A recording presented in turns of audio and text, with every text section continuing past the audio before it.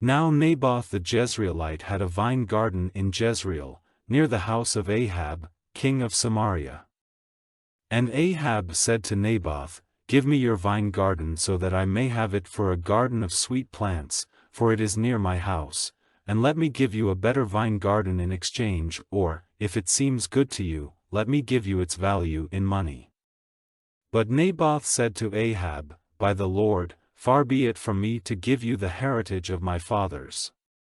So Ahab came into his house bitter and angry because Naboth the Jezreelite had said to him, "I will not give you the heritage of my fathers," and stretching himself on the bed with his face turned away, he would take no food. But Jezebel, his wife, came to him and said, "Why is your spirit so bitter that you have no desire for food?" And he said to her, "Because I was talking to Naboth the Jezreelite, and I said to him, 'Let me have your vine garden for a price, or, if it is pleasing to you, I will give you another vine garden for it.' And he said, 'I will not give you my vine garden.'" Then Jezebel, his wife, said, "Are you now the ruler of Israel? Get up, take food, and let your heart be glad. I will give you the vine garden of Naboth the Jezreelite." So she sent a letter in Ahab's name, stamped with his stamp, to the responsible men and the chiefs who were in authority with Naboth. And in the letter she said, "Let a time of public sorrow be fixed, and put Naboth at the head of the people, and get 2 good-for-nothing persons to come before him and give witness that he has been cursing God and the king. Then take him out and have him stoned to death." So the responsible men and the chiefs who were in authority in his town did as Jezebel had said in the letter she sent them. They gave orders for a day of public sorrow, and put Naboth at the head of the people. And the 2 good-for-nothing persons came in and took their seats before him and gave witness against Naboth, in front of the people, saying, "Naboth has been cursing God and the king."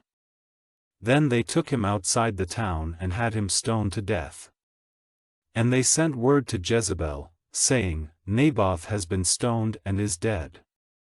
Then Jezebel, hearing that Naboth had been stoned and was dead, said to Ahab, "Get up and take as your heritage the vine garden of Naboth the Jezreelite, which he would not give you for money, for Naboth is no longer living but is dead."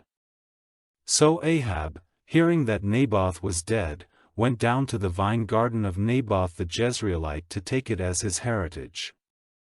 And the word of the Lord came to Elijah the Tishbite, saying, "Go down to Ahab, king of Israel, in Samaria, see, he is in the vine garden of Naboth the Jezreelite, where he has gone to take it as his heritage. Say to him, the Lord says, Have you put a man to death and taken his heritage? Then say to him, The Lord says, In the place where dogs have been drinking the blood of Naboth, there will your blood become the drink of dogs." And Ahab said to Elijah, "Have you come face to face with me, O my hater?" And he said, "I have come to you because you have given yourself up to do evil in the eyes of the Lord.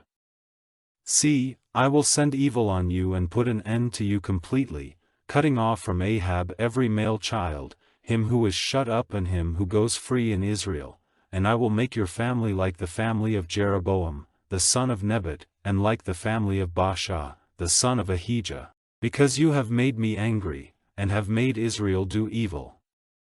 And of Jezebel the Lord said, "Jezebel will become food for dogs in the heritage of Jezreel. Any man of the family of Ahab who comes to his death in the town will become food for the dogs, and he who comes to his death in the open country will be food for the birds of the air." There was no one like Ahab, who gave himself up to do evil in the eyes of the Lord, moved to it by Jezebel his wife. He did a very disgusting thing in going after false gods, doing all the things the Amorites did, whom the Lord sent out before the children of Israel.